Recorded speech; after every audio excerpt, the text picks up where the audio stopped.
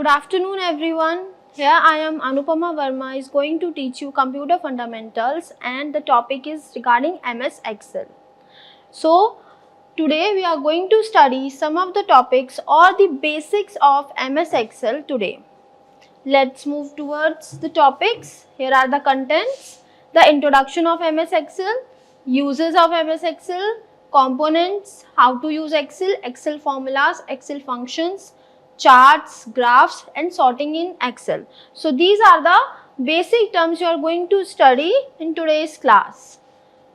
Next, सबसे पहले to very fast we have to know what is a MS Excel. MS Excel is a basic software application we can say, or we can say एक तरीके का it is a part of a MS Office. So Excel is a spreadsheet tool made by Microsoft.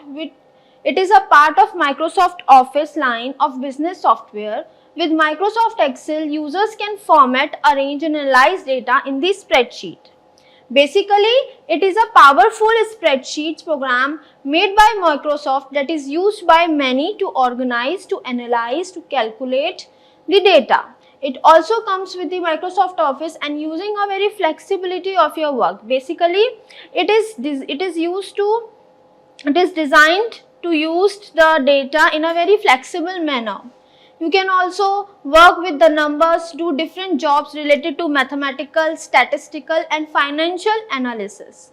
Because of its adaptability, versatility and extensive feature set, Microsoft Excel has found widespread usage in many different industries including business, finance, education and many more.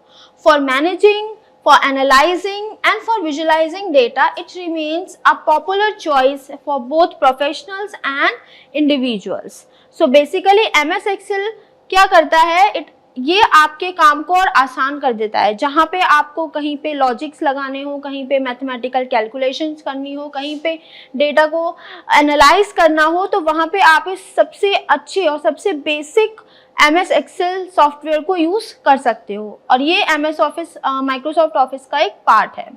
ठीक है, basically एक तरीके का application software जो कि एक particular task के लिए ही डिजाइन किया गया है.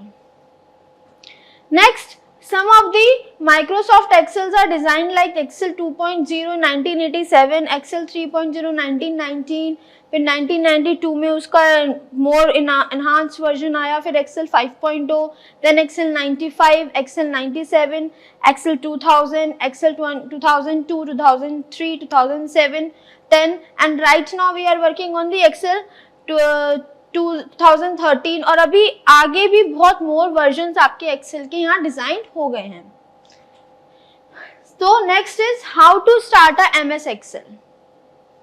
So basically to start a MS Excel, there are some of the way for opening a Microsoft Excel spreadsheet. So first of all, the basic way is go to the start menu, start button, click on the all programs option, then Microsoft Office and then Microsoft Excel. So इस way से आपका MS Excel open हो जाएगा.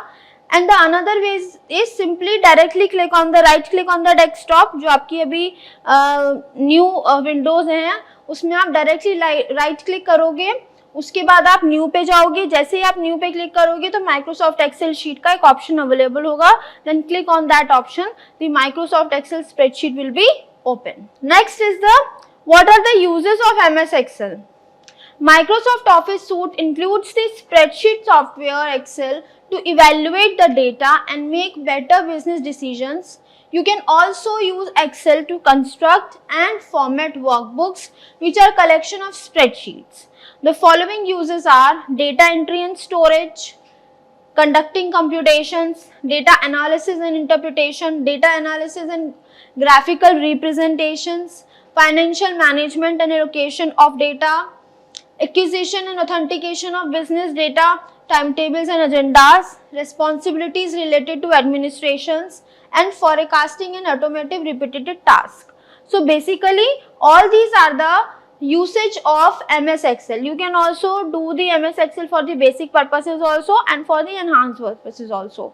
Or responsibilities, financial management, analysis and graphical representation के लिए भी आप MS Excel को use कर सकते हो. So all these are the various types of uses of MS Excel जो अभी हमने पढ़ी, इसको हम एनहांस वे में पढ़ेंगे और इलेबोरेट फॉर्म में पढ़ेंगे. Performing calculations, analysis and interpretation, reporting and visualisation, accounting and budgeting, collection of verification business data, calendars and schedules, administrative and managerial duties, forecasting and automative repetitive tasks. So first is the data entry and storage. What is a data entry and storage? A thing or a task where we used to store the data or used to enter the data. So it is very suitable software. Excel is a very suitable software for the purpose of the data entry and the storage. It is an excellent choice for storing large amounts of data. Nevertheless, the maximum size of the Excel file is constrained by computational capabilities and memory capacity of the device. So basically, let's take an example of this. For example, there is a organization or there is a product which makes some products. So how many sales and how many products are designed, तो उसके data की entry के लिए भी हम Excel को use करते हैं. In hospitals, we use computers for storing the data of the patients or the disease they have. So उसके लिए भी हम MS Excel use कर सकते हैं. There is also कि we can use the MS Word, but Excel is a way where we make our data in a very tabular form. So basically, Excel is used for storing the any type of data you want to store, like in hospitals, like in education, in the educational universities, you store the data of the students, their details. You also store the details of the patients in the hospitals. So whichever data you want to data enter in data storage, the MS Excel is the very suitable software to use for this purpose. Next is conducting computations. MS Excel offers a wide range of pre-existing functions or the formulas that can be utilized for data manipulation. Excel contains around 450 functions that are organized into specific categories. The Excel function library contains several commonly used functions such as financial, logical, text, data and time, and trigonometric operations. Any row, column or cell within this spreadsheet can be manipulated using the appropriate functions or the formulas. Conducting computation means that this wherever you want to apply some of the functions or the formulas, and if you are not on your tip, so you can use the MS Excel software. It has some advanced features of using the formulas and the functions. Whichever functions you want to enter in your data or you want to apply on your data, you can apply with the help of MS Excel because it contains numerous amount of formulas and the functions and various advanced features which is related to the computations only. Here you can use the logical formulas. You can also simply make a data or make a sheet of addition, subtraction, multiplication and some of the formulas like finding the simple interest. So these are the basic formulas you can use also, or simultaneously it also provide some of the more advanced version of the formulas and the functions. So MS Excel is the best choice for conducting the computation. Next is data analysis and interpretation. Data analysis is a crucial component of MS Excel. Examining the data facilitates the process of making informed decisions to enhance performance. After the data has been updated in spreadsheets, we can apply formulas and pivot tables to proficiently evaluate the data and interpret the numeric values. By utilizing these characteristics, we can merge the data and effortlessly concentrate on crucial regions for extensive data sets. For example, whenever you want to analyze the data and interpret the different types of data, numerous amount of data, you can use the MS Excel for this purposes. If you want to apply some of the formulas, some of the pivot tables on the data of the spreadsheet, so you can use MS Excel is the best choice for applying these things. Next is graphical representation. Visual representation such as charts, graphs or other visualizations can enhance the appeal and significance of the basic report. Utilizing various charts to present summary information is consistently a superior approach, particularly when done with the advanced visual appeal. Occasionally, a basic graphic can effectively convey the required outcomes more effectively than a large table including extensive data range. For example, if you want to show your data in a very visual representations, so you can use that report in the form of charts, in the form of graphics, in the form of some other visualizations. So MS Excel provide you that feature also, that you can represent your data in a very graphical way. जो भी आपने report बनाई है, जो भी आपने data बनाया है, उसको आप चार्ट्स की फॉर्म में, आप ग्राफिक्स की फॉर्म में भी प्रेजेंट कर सकते हो, और MS Excel ये फीचर प्रोवाइड करता है. Next is financial management and allocation of funds. Account and budget managers primarily utilize MS Excel to manage customer records. Excel provides a convenient method for organizing and updating data using its user-friendly editing tools.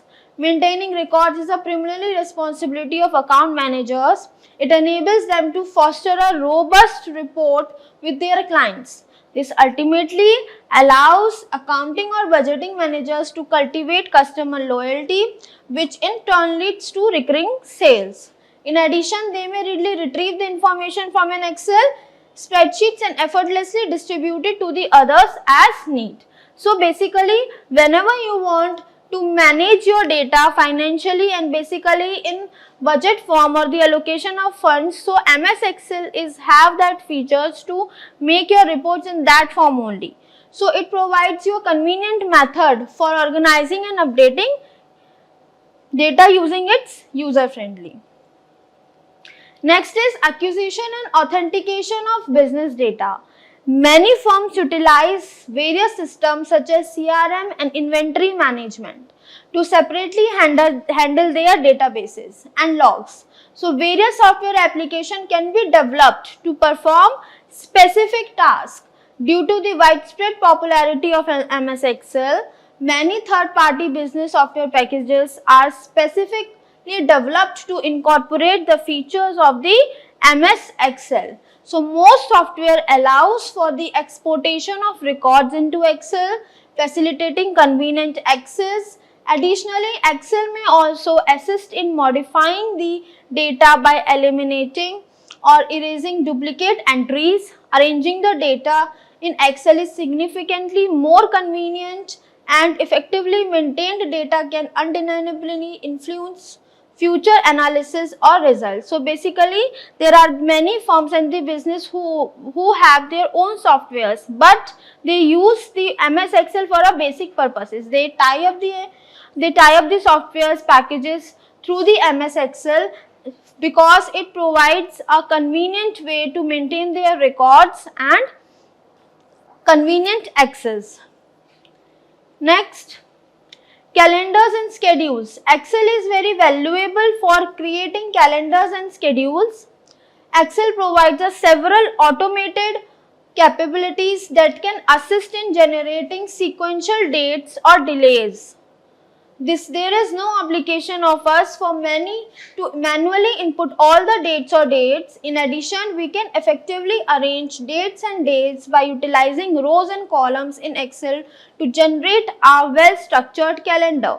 After the calendar is generated, we may utilize comments or text to include schedules or tasks for particular dates or days as appropriate. So, MS Excel provides you that basic feature where you want to make your own schedule or make your own calendar. If you want to schedule any sheet, if you want to schedule the classes, if you want to schedule your daily reports, so MS Excel provide you that features that you can customize your calendar and make your schedule with their own by filling the rows and the columns. Utilizing the rows and the columns, specifically the date. Next is responsibilities related to the management and administrations of task and operation. So, MS Excel provide you that optional solution for the responsibilities which is related to the management and administrations. The program now serves as a broader purpose beyond just record keeping. Office administrations greatly benefits from the use of software for several functions. including invoicing, bill payment, financial tracking of revenues, losses and spending. So MS Excel, it does not have that only basic features like applying functions, analyzing the data. It is also has more than that it can provide the various functions which is related to the bill payments, invoicing, revenues and losses also. So MS Excel is the best choice for using these things. Next is forecasting and automating repetitive tasks. So whenever you want to examine your data or ongoing expansions and enhancement, you can use the MS Excel also. It is crucial to gain an understand of several situations or outcomes that may arise as a result of the inputs being implemented. So basically MS Excel allows you developers to utilize advanced techniques to automate repetitive processes. Once we have acquired proficiency in MS Excel, we can also MS Excel in an advanced level. So this process generates different kinds of reports which uses the Microsoft Visual Basics. So these are the basic terms we have studied, that what is the introduction of MS Excel, what are the uses of MS Excel, and what are the various features of MS Excel, you can say, है ना. So let's move towards the MS Excel only, how to start the MS Excel, and there we will study practically. So whenever you open the MS Excel, it has a basic, there are some templates and the blank workbook given, okay. So whenever you want to work on the worksheet, first of all go to the blank workbook, select the blank workbook and click on the create button. So this is the entire window you will find of MS Excel. आप देख रहे हैं ये MS Excel की entire window है, ठीक है.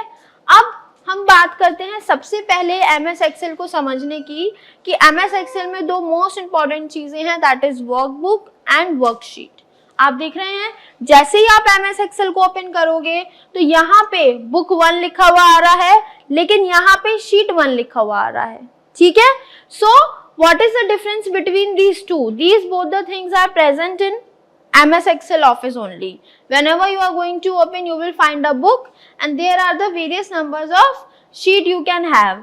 So the basic difference between a workbook and worksheet is that a workbook has numerous numbers of one or more number of worksheets there, ठीक है. But the worksheet has only rows and columns and the current area where we are working, okay. So the differences between two is workbook contains one or more number of worksheets, but worksheet has only rows and columns and the current sheet we are working on. So this is the difference between workbook and worksheet. So before doing some work on Excel, first of all we will learn some of the components of MS Excel. So first is the title bar. I have already told you in MS Word. So this is the title bar where we will find, and by default the title of the MS Excel MS Excel office, MS Excel is book 1. आप जब भी MS Excel open करोगे तो title bar में आपका by default book 1 open ही होगा, ठीक है. So title bar is title bar is what? Title bar is a thing where the title of the MS Excel is given, okay. वो आप अपने तरीके से इसे चेंज भी कर सकते हो. साथ ही साथ एक quick access toolbar given होता है on the left side, and on the right side you will find some of the buttons, okay. So title bar includes a quick access toolbar where you will find some of the tools like save, undo, redo. So these are the tools where you can directly or quickly access them, okay.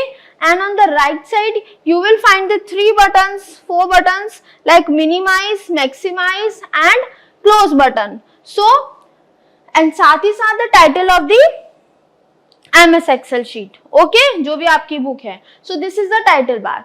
जैसे आप below में जाओगे, there you will find the some of the tabs or we can say menus of the MS Excel. File, home, WPS Office, insert, page layout, formulas, data, review, view. All these are the, ये जो आपके ये सारे हैं, all these are the menus. So इसको हम बोलते हैं मेन्यू बार. ओके, अब जैसे हम इस पे क्लिक करेंगे तो ये फाइल टैब ओपन हो जाएगा. So these are the file tab, home tab, insert tab. इनके विद इन ही some of the tool bars हैं. ठीक है, इसको हम बोलते हैं टूल बार. टूल बार इसलिए बोलते हैं क्योंकि यहाँ पे कुछ टूल्स प्रेजेंट है और उनको हम सिंगल क्लिक से एक्सेस कर सकते हैं. सिंगल क्लिक से उनको एक्सेस कर सकते हैं अपनी MS Excel शीट पर. तो सबसे पहला क्या हुआ, टाइटल बार, उसके नीचे क्या हुआ, मेन्यू बार, उसके बाद toolbar. Then you will find the option is, आप जैसे इस पे क्लिक करोगे आपको दिख रहा है नेम बॉक्स लिखा आ रहा है. नेम बॉक्स क्या है, name box is the box where you will find the cell name. Okay, वो हम अभी पढ़ेंगे what is a cell and what are the rows. और ये क्या है, ये आपका जहां पे हो रहा है formula bar. Formula bar is the bar where you will find the formula behind the numbers. अगर आप कोई भी नंबर्स यहाँ लिख रहे हो तो उसके पीछे जो फॉर्मूला लगा हुआ है वो आपको इस बार में शो होगा rather than on this sheet. Okay, so ABCDs EFG are the columns and 1 2 3 4 are the rows. जब भी आप किसी भी कॉलम या रोज में होते हैं तो वो आपके ABCD हमारे कॉलम्स डिनोट करते हैं, 1 2 3 4 denotes the rows. Understand? So these are the rows and these are the columns. और इनका जो इंटरसेक्शन है, for example we are on which column and row, A1.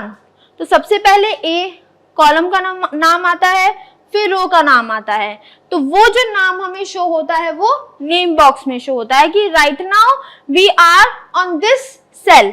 So what is a cell? Cell is the intersection of rows and columns.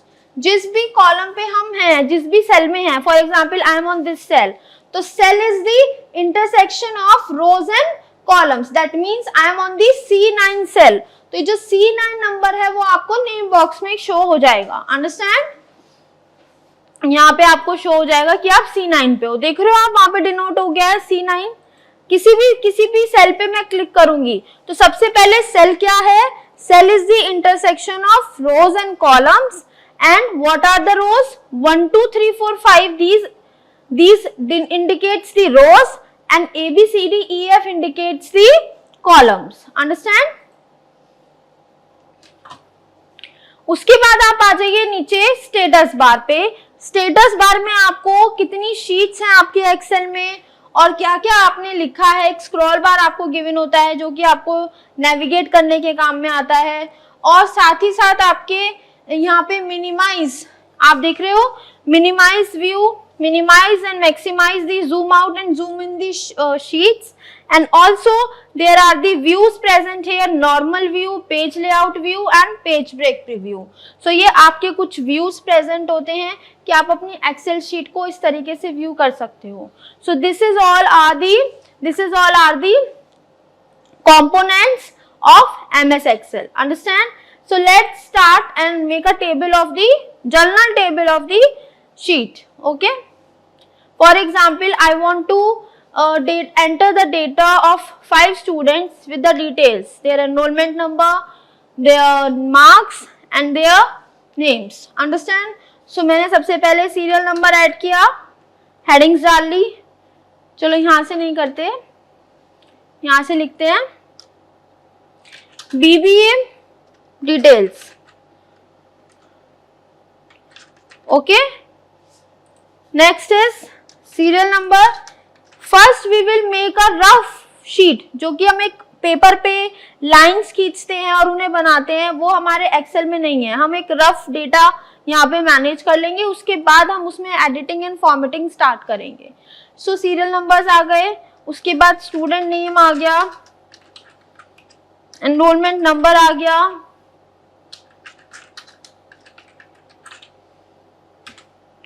Than marks आ गए. ठीक है, marks के बाद मैं यहाँ पे लिखूंगी maths, science and then physics नहीं, Hindi it is a general sheet I am making. So ये मेरा क्या कहते हैं, अब आप लोग देख रहे हो सेल में जब मैं लिख रही हूँ तो उसकी डिटेल्स कैसे आ रही है, मैं एक रफ शीट तैयार कर रही हूँ अभी, ठीक है। अब सबसे पहला क्या है हमारा, ये आप लोगों को पता है कि these are the font type, font size, इससे तो आपके सारा फॉन्ट पे अप्लाई होगा। फॉन्ट का साइज क्या रखना है, फॉन्ट का वो क्या रखना है, ये आपके इन क्या कहते हैं, middle alignment, centre alignment, left alignment, upper alignment. उसके बाद आपके दो इंपॉर्टेंट ऑप्शन आते हैं, that is wrap text and merge text. तो सबसे पहले हम रफ शीट डिजाइन कर लेंगे और उसके बाद हम इस पे एडिटिंग फॉर्मेटिंग करेंगे। तो फॉर एग्जांपल आपको सीरियल नंबर्स डालने हैं, आपको नंबर्स डालने हैं 1 2 3 4 5, और अभी तो मैं सिर्फ 5 स्टूडेंट्स की शीट बना रही हूँ, ठीक है। इन फ्यूचर मुझे 400 लोगों की या 500 लोगों की शीट बनानी है, तो उसके लिए मैं 1 2 3 4 5 ऐसे एक के बाद एक तो डालूंगी नहीं। तो एक्सेल हमें एक एडवांस फीचर प्रोवाइड करता है that you can write the sequence in a very easiest way. So if you want to copy this number to the entire sheet, तो आप क्या करोगे, go to the right of the cell, there you will find a plus sign, black वाला plus का sign. Excel में क्या है, आपका जो माउस है उसके भी डिफरेंट स्टाइल्स हैं विंडो पे होने के। आप देख रहे हो मैं यहाँ पे क्लिक कर रही हूँ तो एक डॉक्टर साइन बन गया, मैं यहाँ पे क्लिक कर रही हूँ तो प्लस का साइन बन गया, मैं यहाँ पे क्लिक कर रही हूँ तो एरोज बन गए, मैं यहाँ पे रख रही हूँ माउस को तो डाउन एरो बन गए। सो एक्सेल में इस कर्सर का बहुत बड़ा रोल है, ठीक है। तो क्या होगा, जैसे ही आप इस पे क्लिक करोगे that means you have selected the cell. जैसे ही डॉक्टर का साइन आया इस कर्सर ने बताया that you have selected the cell, okay. जैसे ही मैं इसके राइट साइड में जाऊंगी तो ये जो आपका प्लस का साइन आ रहा है, this plus sign denotes that this is the option where you will drag and drop the thing. आप देख रहे हो एक drag and drop option MS Excel provide करता है कि आप किसी भी नंबर को ड्रैग करके जैसे ही ड्रॉप करोगे तो वो उसके सीक्वेंस वहां पे शो हो जाएंगे, ठीक है। वो सीक्वेंस तब शो होंगे जब आप एक साथ दो नंबर्स लिखोगे। अब फॉर एग्जाम्पल आप 1 लिख रहे हो और यहाँ पे ड्रैग एंड ड्रॉप का ऑप्शन चूज कर रहे हो, ये जैसे प्लस का साइन यहाँ बनकर आएगा, तो मैं माउस को होल्ड करा और उसको ड्रैग कर लिया जहां तक मुझे ले जाना है, तो ये 1 ही यहाँ पे अपने आप एंट्री हो गई। तो मुझे 1 तो लाना नहीं क्योंकि यहाँ कोई सीक्वेंस नहीं है, ये तब है जब मुझे सिंगल डिजिट को सारी शीट पे कॉपी करना हो, ठीक है। सिंगल डिजिट हो गई या मैथ्स हो गई, बट मैं क्या करूंगी, मुझे सीक्वेंस चाहिए तो उसके लिए मैं 2 चीजें लिखूंगी जो सीक्वेंस फॉर्म में है, और मैं इसकी राइट साइड पे जाऊंगी,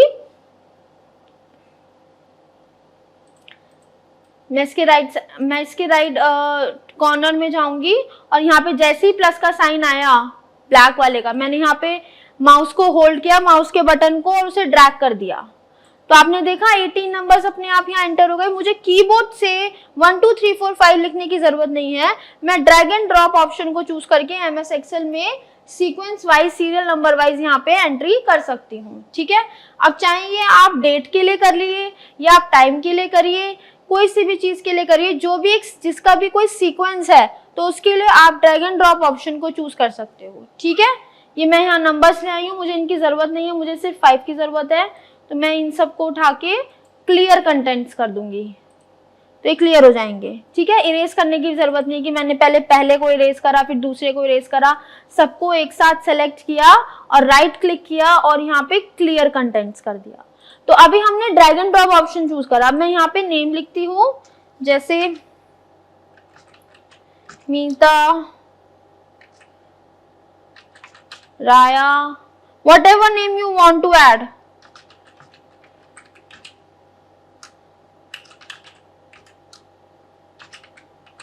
ओके। तो मैंने ये 5 नेम यहाँ एंटर करा दिए हैं।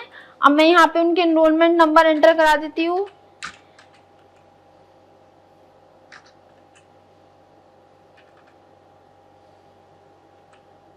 अब मुझे सीरियल वाइज नंबर चाहिए तो उसके लिए मैं यहाँ पे एंट्री करा देती हूँ। जैसे यहाँ पे मैं जैसे ही ड्रैग एंड ड्रॉप ऑप्शन को चूज करूंगी तो अपने आप सीरियल वाइज उसके एनरोलमेंट नंबर यहाँ पर आ जाएंगे, ठीक है। अब मैथ्स में मैं कोई भी मार्क्स एंटर करा दी, 67 हो गया, साइंस में 7, randomly I am choosing the numbers, there is no sheet I am providing you, randomly I am choosing the numbers. So ये मैंने नॉर्मल एक शीट बना ली है, ठीक है। अब मुझे शीट में थोड़ी सी फॉर्मेटिंग एडिटिंग करनी पड़ेगी। क्यों? क्योंकि मेरी शीट देखने में सही नहीं लग रही है। अगर एक मुझे प्रोफेशनल शीट बनानी है तो उसके लिए मुझे थोड़ी सी फॉर्मेटिंग की जरूरत है। तो ठीक है, सबसे पहले फॉर्मेटिंग क्या है? सबसे पहला हम क्या करेंगे, इनकी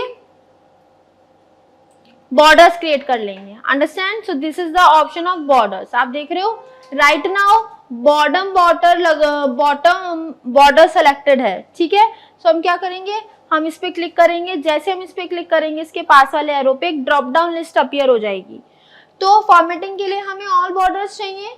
ठीक है, जो भी हमारा ऑप्शन है that is of all borders, तो हम ये ऑल बॉर्डर्स के ऑप्शन को चूज कर लेंगे। अब आपने देखा कि अब आप जो एक शीट पर, एक मैनुअली एक शीट पर आप टेबल्स बनाते थे, यहाँ पे आप बॉर्डर्स को यूज करके एक फॉर्मल वैसे ही मैनुअल शीट बना सकते हो। ठीक है, अब इसके बाद क्या ऑप्शन है, अब मैं देख रही हूँ मेरा जो शीट है वो एक प्रोफेशनल लुक नहीं दे रही है, तो उसके लिए मैं दो ऑप्शंस को चूज करूंगी। दो ऑप्शंस यहाँ पे क्या है, सबसे पहले मैं इसको अलाइन कर दूंगी सारी चीजों को सेंटर में। आप देख रहे हो सेंटर अलाइनमेंट ज्यादा अच्छा लग रहा है in comparison to the right alignment. So मैंने सेंटर अलाइनमेंट चूज करा।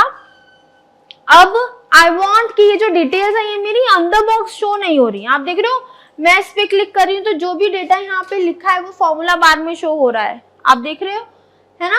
तो फॉर्मूला बार इसलिए ही है, अगर इसके पीछे कोई फॉर्मूला लगा हुआ होता, वो हम अभी देखेंगे जब हम फंक्शंस या फॉर्मूलाज अप्लाई करेंगे तब हम इस चीज को पढ़ेंगे, तो वो फॉर्मूला भी यहाँ पर शो होगा। ठीक है, सो आई वांट की जो बीबीए डिटेल्स है वो सेंटर में हो जाए, तो उसके लिए मैं कौन सा ऑप्शन चूज करूंगी, मर्ज and centre. Merge and centre पे जब आप माउस को रखोगे ही तो वो उसकी डिटेल्स दे देगा। डिटेल्स क्या, कि मर्ज एंड सेंटर किस लिए, to combine and centre the contents of the selected cells in a new larger cell. मतलब जो भी आपने सेल सेलेक्ट की है, ये सेल ही तो है, जो भी आपने सेलेक्टेड सेल्स को एक साथ सेलेक्ट किया है और उनको एक ही सेल में बनाना चाहते हो, तब आप मर्ज एंड सेंटर को यूज करना चाहते हो। मर्ज हो जाएगा और साथ ही साथ जो उसका कंटेंट है वो सेंटर में आ जाएगा।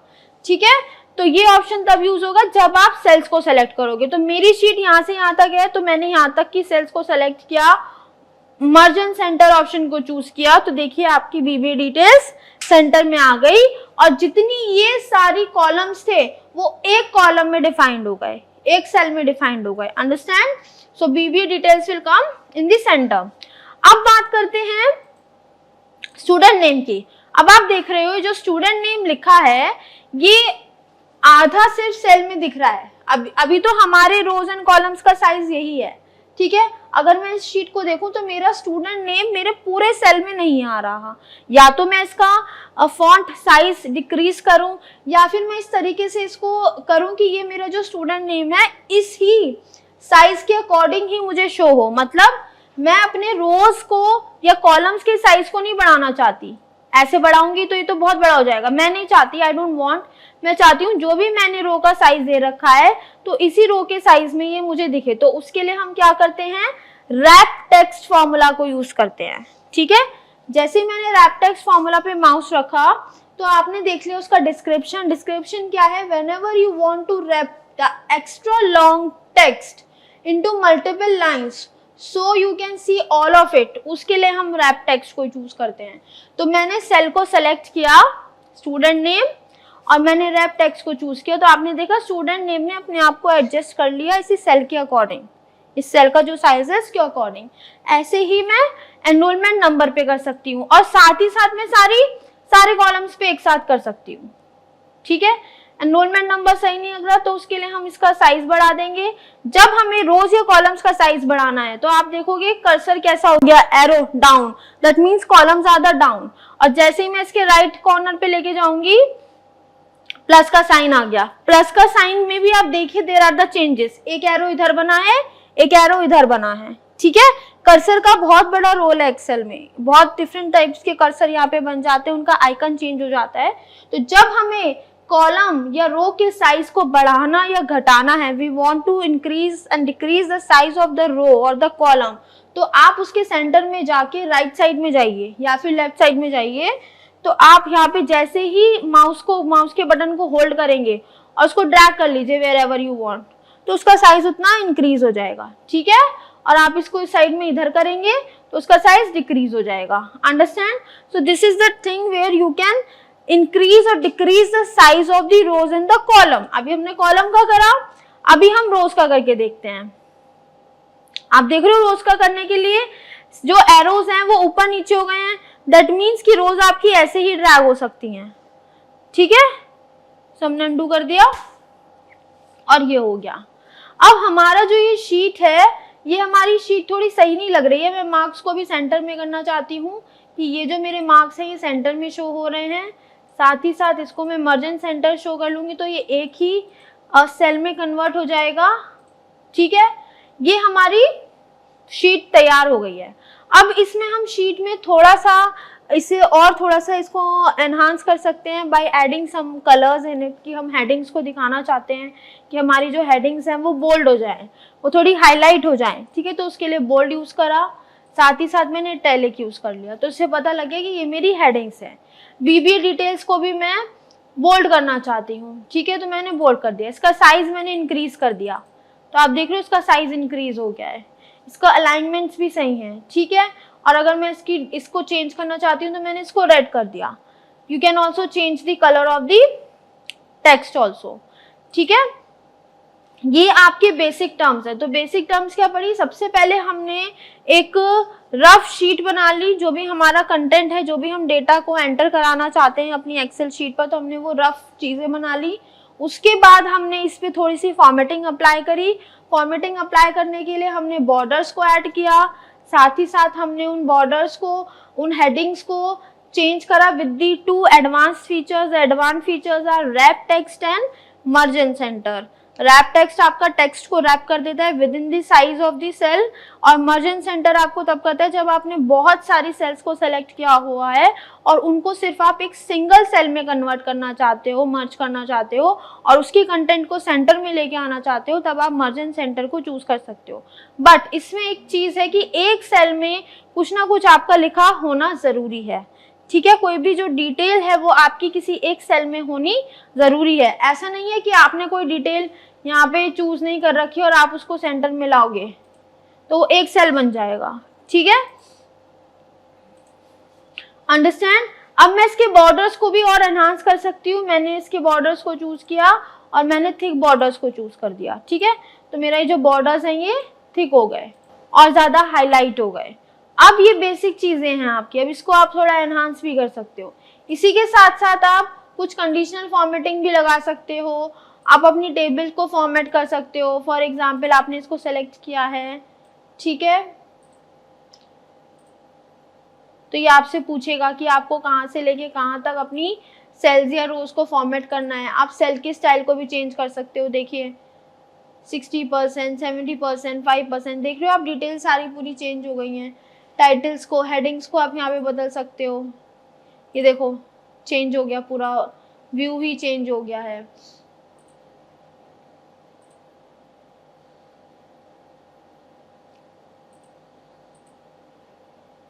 अब बात करते हैं इंसर्ट एंड डिलीट और फॉर्मेटिंग की। इसमें एक ऑप्शन है, you can insert a row and insert a column. तो या तो आप डायरेक्टली फाइल मेन्यू में, होम मेन्यू में जाके आप इस पे क्लिक करोगे तो आपके पास ये ऑप्शंस अवेलेबल होंगे। एक तरीका और है कि आप सिंपली रोज एंड कॉलम्स में जाके राइट क्लिक करेंगे। तो सबसे पहले हम ये वाला ऑप्शन देख लेते हैं। If you want to insert a cell, तो आपको यहाँ पे मेंशन करना होगा फॉर एग्जांपल दिस, ठीक है, इंसर्ट अ सेल। तो यहाँ पे एक पूरी की पूरी सेल इंसर्ट हो गई। ठीक है, सेल्स इंसर्ट हो गई, अंडरस्टैंड। एंड इसके बाद है if you want to insert a sheet row, तो आपकी शीट रो इंसर्ट हो गई। कोई भी आपने शीट रो इंसर्ट कर रखी है, ठीक है, उसी के साथ you want to insert a sheet, तो वो शीट इंसर्ट हो गई आपकी। यहाँ से डायरेक्टली शीट भी हो सकती है। तो क्या है कि आप या तो आप डायरेक्टली यहाँ पे राइट क्लिक करोगे तो यहाँ इंसर्ट का ऑप्शन आएगा, तो वो आपकी यहाँ इंसर्ट हो जाएगी रोज एंड कॉलम्स। ठीक है, ये देखिए आप देख रहे हैं, बेसिक से देखते हैं। फॉर एग्जाम्पल ये हमारी शीट है और मैं यहाँ पे एक और पर्सन को यहाँ ऐड करना चाहती हूँ साक्षी से पहले। तो उसके लिए या तो मैं यहाँ पे जाऊंगी इंसर्ट ऑप्शन पे, या फिर simply I select this cell. मैंने सेल, इस पूरे पूरे रो को मैंने सेलेक्ट किया, इस पे राइट क्लिक किया और इंसर्ट का ऑप्शन पे क्लिक किया, ठीक है। तो आपने देखा ऑटोमेटिकली एक रो इंसर्ट हो गई, बाकी की जो चीजें हैं वो डाउनवर्ड्स हो गई, है ना। ये भी कर सकते हो। ये तो तब होगा जब आप पूरी एंटायर रो को इंसर्ट करना चाहते हो। फॉर एग्जाम्पल मैं यहाँ पे सेलेक्ट करके अगर करती और मैं यहाँ पे इंसर्ट का ऑप्शन चूज करती तो वो मुझसे डायलॉग बॉक्स में पूछता कि आपको पूरी की पूरी सेल्स को डाउन करना है या आपको एंटायर रो करनी है या एंटायर कॉलम को इंसर्ट करना है, ठीक है। ठीक है, तो फॉर एग्जाम्पल मैंने शिफ्ट सेल राइट को सेलेक्ट किया तो आपने देखा जो भी मेरी सेल है वो राइट में खिसक गई और यहाँ पे एक रो एक कॉलम सेल इंसर्ट हो गया, ठीक है। या फिर मैं ये कर सकती हूँ, नेक्स्ट ऑप्शन क्या है, राइट क्लिक करके इंसर्ट, मैंने अगर शिफ्ट सेल डाउन को सेलेक्ट किया तो मेरी जो सारे यहाँ पे डाउनवर्ड्स जो यहाँ पे सारी चीजें लिखी थी वो डाउनवर्ड्स शिफ्ट हो गई और यहीं पे एक सेल आ गई, ठीक है। इसी के साथ मैं थर्ड ऑप्शन को अगर चूज करती इंसर्ट ऑप्शन के पास एंटायर रो, तो मेरे पास पूरी एक रो आ जाती, इंसर्ट हो जाती, ठीक है। और you can also say that you want to insert the entire column, तो आपका एक एंटायर कॉलम यहाँ पे इंसर्ट हो जाएगा। तो 4 ऑप्शंस हैं, या तो आप सेल्स को डाउन या लेफ्ट शिफ्ट कर सकते हो, राइट एंड लेफ्ट, या फिर डाउन शिफ्ट कर सकते हो, या फिर आप एंटायर रो और एंटायर कॉलम को भी यहाँ से इंसर्ट करा सकते हो। तो 3 तरीके हैं, एक तो डायरेक्टली यहाँ से ऑप्शन को चूज करके, एक आप सिंपली सेलेक्टिंग द सेल और simply selecting the entire rows and columns. यहाँ अगर आप वर्क कर रहे हो तो यहाँ पे आपको राइट क्लिक करना पड़ेगा, तभी आपके पास सारे ऑप्शंस अवेलेबल होंगे और यहाँ पे आपको डायरेक्टली सेलेक्ट करना पड़ेगा, ठीक है। इस ऑप्शन को सेलेक्ट करना पड़ेगा। तो ये बात थी इंसर्ट कराने की। इस ऐसे ही साथ में डिलीट भी होता है ऑप्शन। जिस भी सेल को आपको डिलीट करना है आप उसको सेलेक्ट कर सकते हो। For example I want to delete this cell, तो ये डिलीट सेल को चूज करा और वो सेल पूरी मेरी डिलीट हो गई, ठीक है। मैं ऑप्शन को चूज करती हूँ डिलीट शीट रोज या डिलीट शीट, तो वहां से मेरी पूरी चीजें शीट डिलीट हो जाएगी। यहाँ से मैं राइट क्लिक करूंगी तो राइट क्लिक करने के बाद जैसे ही मैंने डिलीट ऑप्शन को चूज करा तो मेरी पूरी एंटायर रो डिलीट हो गई। ऐसे ही आप कॉलम में भी कर सकते हो, ठीक है, डिलीट। तो जो मेरा कॉलम को जिसको मैंने सिलेक्ट किया था वो डिलीट हो गया, ठीक है। और साथ ही साथ आप simply selecting the particular cell and then click on the right click here, then you will also delete this thing। तो एक पॉपअप मैसेज अपीयर होगा जैसे आपके इंसर्ट में हुआ था, जैसे हम डायलॉग बॉक्स बोलते हैं, डायलॉग बॉक्स अपीयर होगा। इसके पास 4 ऑप्शंस होंगे, आप इन 4 ऑप्शंस को अप्लाई करके देखिए कि कौन कौन सी चीजें क्या वर्क करती हैं। For example shift cell left, है ना, तो जैसे ही मैंने डिलीट करा तो सारी की सारी जो चीजें थी वो इधर शिफ्ट हो गई, है ना, लेफ्ट में शिफ्ट हो गई, ठीक है।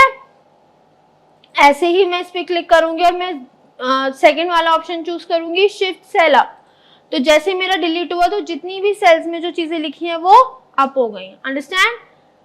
Next, if you want to delete the entire row, तो एंटायर रो डिलीट हो जाएगी साक्षी वाली, okay. And if you want to delete the entire column, तो पूरा का पूरा स्टूडेंट नेम, पूरा का पूरा वो कॉलम डिलीट हो जाएगा। तो ये तब होगा जब आप उस पर्टिकुलर चीजों को सिलेक्ट करोगे, अंडरस्टैंड। जब आप इस शीट पे चीजें सेलेक्ट ही नहीं करोगे तो वो चीजें डिलीट नहीं हो पाएंगी। So these are the basic terms.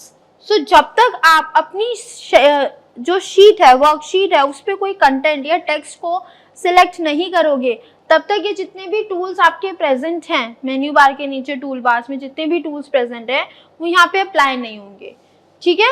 तो बेसिक टर्म्स है ये। उसके बाद क्या है, फॉर्मेटिंग। फॉर्मेटिंग वाले ऑप्शन में क्या है, फॉर्मेटिंग वाले ऑप्शन में जैसे ही मैंने इस ऑप्शन को क्लिक किया तो मेरे पास एक ड्रॉप डाउन लिस्ट अपीयर हो गई।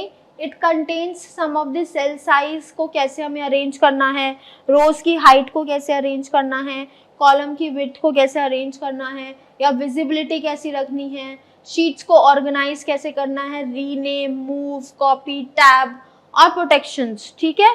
तो ये हम ऑप्शंस करके देखते हैं। तो सबसे पहले मैंने अपनी पूरी शीट को, एंटायर शीट को सेलेक्ट कर लिया, ठीक है। फॉर्मेट्स पे गए, फॉर्मेट्स कहाँ मिलेगा आपको, होम मेन्यू में मिलेगा, ठीक है। होम मेन्यू में गए, मैंने इस पे क्लिक किया, I want to change the height of the row, जो मेरे सेल है उसके साइज को मैं करूंगी। जैसे मैंने रो हाइट पे क्लिक किया, एक डायलॉग बॉक्स अपीयर हुआ एंड इट रैंडमली आस्क कि आप कितनी हाइट रखना चाहते हो रो की, ठीक है। तो फॉर एग्जांपल मैंने यहाँ पे 25 कर दिया, जनरल टर्म दे रही हूँ मैं कोई भी 25, ठीक है, रैंडमली एक नंबर दे दिया है मैंने, ओके। तो आप देखो रो की जो हाइट है, ये हमारा रो होती है ना ऐसे, तो रो की जो हाइट है वो बढ़ गई है, देख रहे हो आप, जो रो की हाइट है वो यहाँ बढ़ गई है, अभी तक नहीं बढ़ी थी, ठीक है। तो ये आपके ऊपर डिपेंड करता है, ये एक ऑप्शन है कि रो हाइट एक ऑप्शन है कि आपकी जो रो हाइट है ना, एरोज देख रहे हो, उसको बढ़ा देगा। फॉर एग्जाम्पल मैंने इस पे क्लिक किया और मैंने यहाँ पे लिखा 45, ठीक है, तो 45 पे ओके बटन, तो आपने देखा रो की हाइट्स कितनी बढ़ गई। तो ये रो के सेल की जो रो है उसके हाइट को चेंज करने के काम में आता है। उसके बाद फॉर्मेट में आपका ऑटो फिट रो हाइट भी होती है। फॉर एग्जाम्पल ये थी, ठीक है मेरी, अब मैं चाहती हूँ कि ऑटो फिट हो जाए, मतलब जो बाय डिफॉल्ट इसमें ऑटो फिट होती है ऑप्शन, उसको क्लिक करते हैं। तो फॉर्मेट पे गए, ऑटो फिट रो हाइट करी, तो उसने अपने आप को अपने कंटेंट के अकॉर्डिंग फिट कर लिया, ठीक है।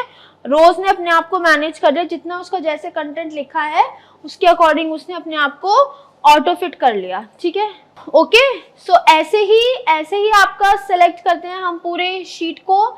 ऐसे ही आगे जाके कॉलम विड्थ मतलब कॉलम्स आपके ऐसे हैं, तो कॉलम आपके ऐसे ही ऐसे इंक्रीज डिक्रीज होंगे। तो कॉलम विड्थ ऑप्शन को चूज करा, डायलॉग बॉक्स अपीयर हुआ और मैंने यहाँ पे लिख दिया फॉर एग्जाम्पल 34, ठीक है। तो 34 पे क्लिक किया, ओके हो गया। तो आपने देखा कैसे कॉलम का साइज बढ़ गया, कॉलम की हाइट जो है साइज वो यहाँ से यहाँ हो गई, ठीक है। तो ये आपके ऊपर डिपेंड करता है कि आप कितनी अपनी कॉलम की हाइट रखना चाहते हो। और डायरेक्टली फॉर एग्जांपल ऐसे मेरी है और मैं इसको चेंज करना चाहती हूँ, तो मैं ऑटो फिट कॉलम विड्थ को भी ऑप्शन को भी चूज कर सकती हूँ। तो वो ऑटो फिट अपने आप कंटेंट के अकॉर्डिंग ऑटो फिट हो गई कॉलम की विड्थ, ठीक है। अब इसके बाद एक ऑप्शन आता है डिफॉल्ट विड्थ का। डिफॉल्ट विड्थ पे जैसे ही मैं क्लिक करूंगी तो वो मुझसे एक स्टैंडर्ड कॉलम विड्थ मांग लेगा, ठीक है। जो मेरे कॉलम की स्टैंडर्ड विड्थ हो रखी है इस समय 8.14 रखी है, ठीक है। ये बाय डिफॉल्ट इसमें 8.14 रखी है, आप इसको चेंज भी कर सकते हो और जैसे आप चेंज करोगे तो वो आपकी डिफॉल्ट कॉलम विड्थ बन जाएगी, अंडरस्टैंड। सो फॉर एग्जांपल मैंने यहाँ पे रख दी 10, ठीक है। तो उसने अपने आप को इस हिसाब से एडजस्ट कर लिया। तो जैसे ही मैं रो कॉलम विड्थ ऑप्शन पे चूज करूंगी 45 और मैंने ऑप्शन चूज करा कॉलम विड्थ, तो उसने अपने आप को 10 के अकॉर्डिंग फिट किया है, ठीक है। तो ये इस तरीके से आप अपनी कॉलम्स और रोज की हाइट और विड्थ को भी एडजस्ट कर सकते हो। एक तो ये भी तरीका है और दूसरा तरीका जो मैंने आपको बताया था माउस से होता है, that is drag and drop. इससे भी आप कॉलम साइज को घटा सकते हो, बढ़ा सकते हो, अंडरस्टैंड। अब बात करते हैं other options, hide and visibilities का। तो यहाँ पे क्या है visibility, you can hide and unhide the rows and columns, ठीक है। आपने हाइड ऑप्शन में हाइड रोज को चूज करा तो सारी रोज हाइड हो गई, क्योंकि मैंने सारी शीट को सेलेक्ट किया हुआ था। अगर मैं सिर्फ इस शीट को सेलेक्ट करती, इस सेल को, और मैं यहाँ ऑप्शन चूज करती हाइड रोज, तो जितनी भी रोज हैं वो सारी, जितनी भी वो सेलेक्टेड रो है वो सारी हाइड हो जाती, ठीक है। अभी मैंने सिंगल सेल को सेलेक्ट किया था तो उससे रिलेटेड पूरी रो हाइड हो गई।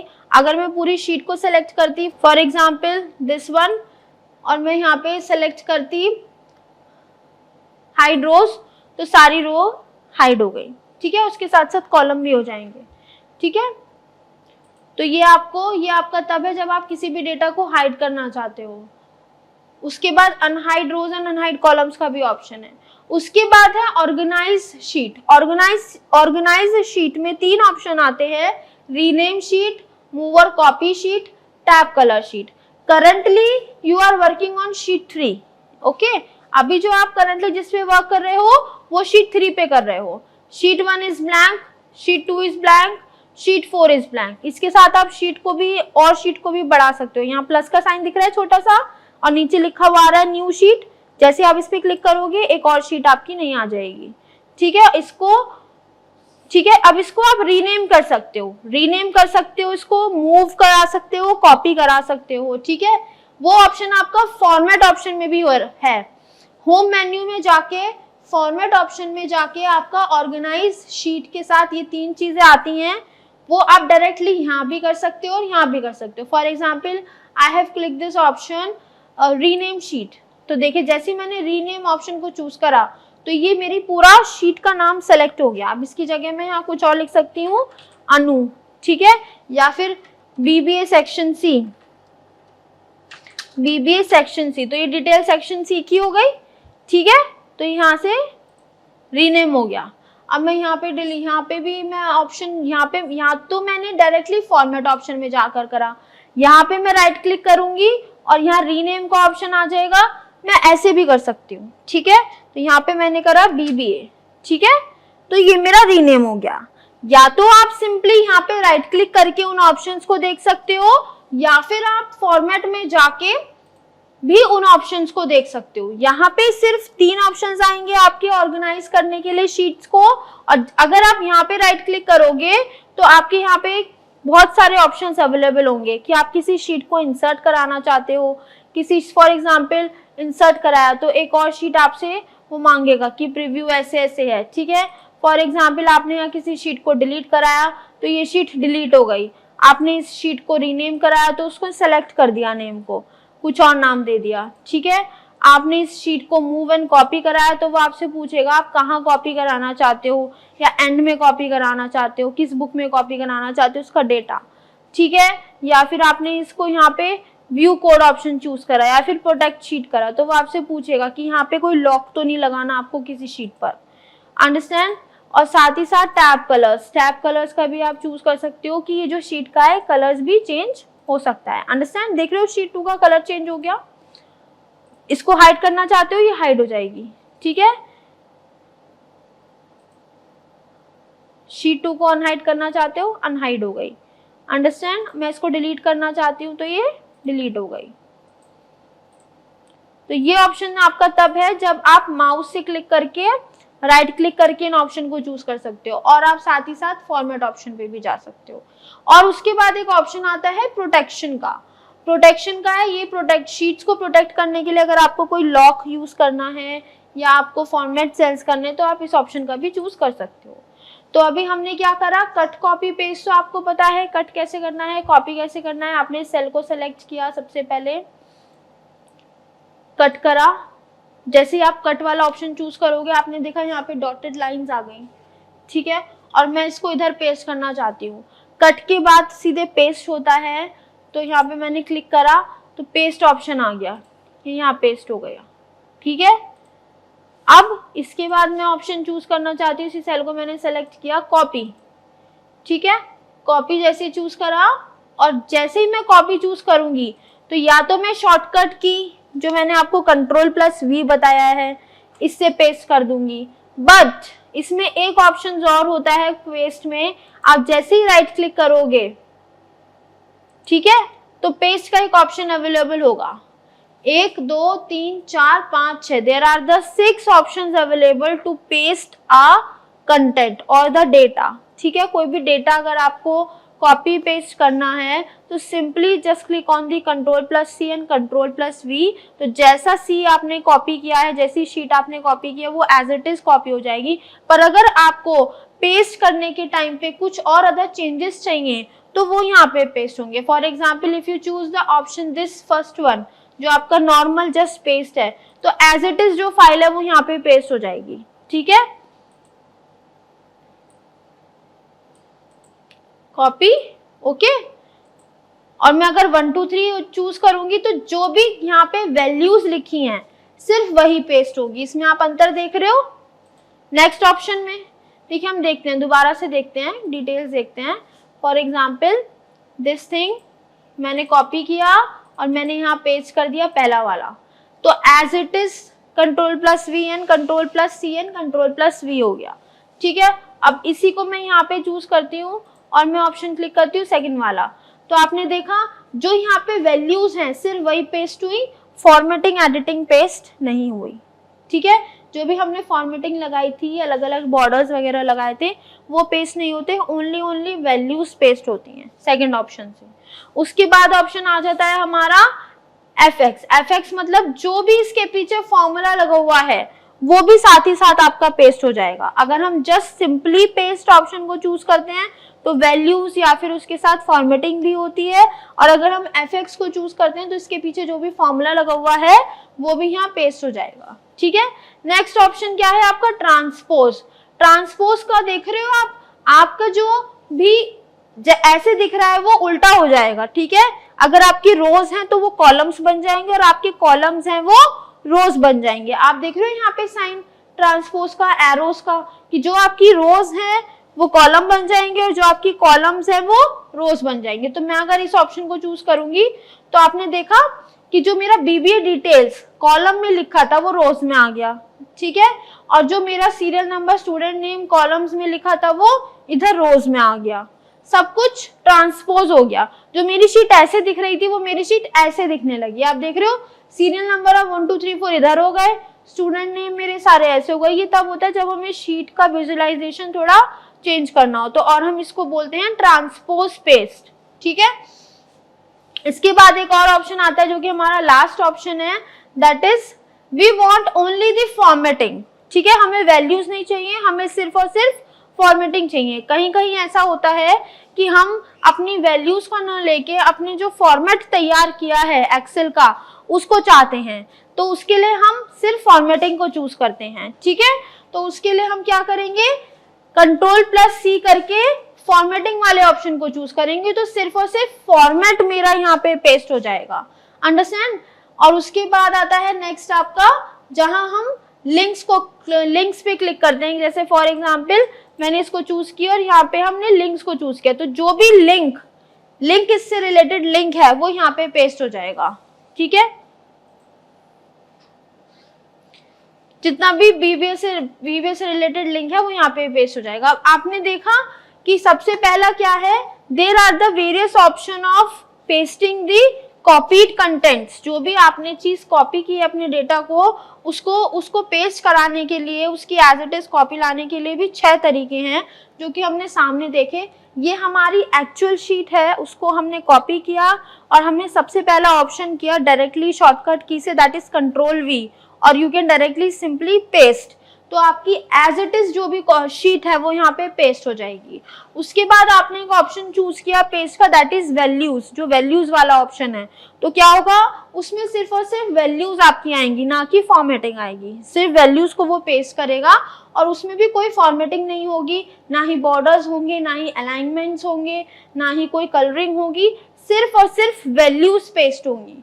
उसके बाद थर्ड ऑप्शन है दैट इज ट्रांसपोज पेस्ट, जिसमें आपके रोज कॉलम्स में कन्वर्ट हो जाएंगे और कॉलम्स रोज में कन्वर्ट हो जाएंगे। एंड नेक्स्ट जो आपका ऑप्शन है fifth option, that is formatting. Formatting में क्या होगा, फॉर्मेटिंग पेस्ट में कि जो भी आपकी फॉर्मेटिंग यहाँ हो रखी है वो एज इट इज यहाँ पेस्ट हो जाएगी और वैल्यूज आपकी पेस्ट नहीं होंगी। तो अगर मैं इस ऑप्शन में कोई भी वैल्यू एंटर कराती हूँ तो वो जैसे यहाँ पे वैल्यू एंटर हुई है, फॉर एग्जाम्पल बीकॉम, तो वो एज इट इज फॉर्मेटिंग को यूज करेगी, ना कि वैल्यूज को। मतलब यहाँ पे सिर्फ मुझे एक नॉर्मल फॉर्मेट चाहिए किसी भी एक्सेल शीट का, तो मैं फॉर्मेटिंग पेस्ट ऑप्शन को चूज करूंगी। उसके बाद जो लास्ट ऑप्शन आता है हमारा लिंक का, जब इसके पीछे किसी भी डेटा के पीछे, कंटेंट के पीछे कोई लिंक अवेलेबल होता है तो वहां हम पेस्ट लिंक का चूज करते हैं। ठीक है, तो there are the 6 option. So today what we have studied some of the basic term. सबसे पहले हमने introduction, we have studied the introduction of MS Excel, then we have studied the uses of MS Excel, understand, and then practically we have studied the components of MS Excel. जो भी उसके components है, title bar, menu bar, tool bar, workbook, worksheet, rows, columns, cell, status bar, ये हमने पढ़ा। और उसके साथ होम मेन्यू में जो भी ऑप्शंस अवेलेबल हैं we have practically studied here. So हमने एक शीट बनाई, उसके बाद हमने ये होम मेन्यू के या माउस कर्सर की चीजों को यहाँ पे समझा। So in today's class we have studied some of the basic terms. In the next class we are going to study some more advanced features, some formulas and the functions we can apply on the Excel sheet. So by today, thank you all of you.